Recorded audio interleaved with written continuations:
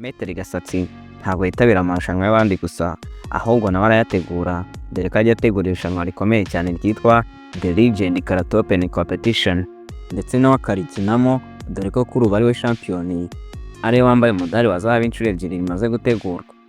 Aho kuri edisiyo yaryo ya mbere ryateguwe na kesa ya Maitre GASASTI Claude, yateguye ku bufatanye na The Champion Sport Academy ya Sensei Nkoranyabahizi Noel.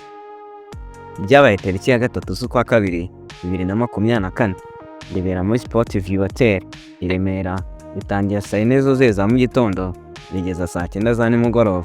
Biza kurangira kuri finale ritwawe n'indwanyi kabuhariwe Maitre GASASTI Claude, aho igitse ritanga umutwenzi Concorde atwara umwanya wa mbere ndetse n'umudari wa zahabu.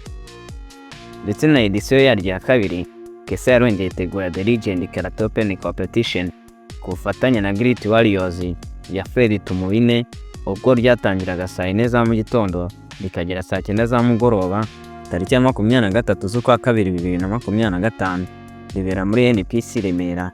Naryo rirangira Maitre GASASTI yongeye akitwara neza, akegukana umwanya wa mbere ndetse n'umudari wa zahabu, ayigitse kuri finale y'Ubutare, aho yamutsindishije ubuhanga bukomeye.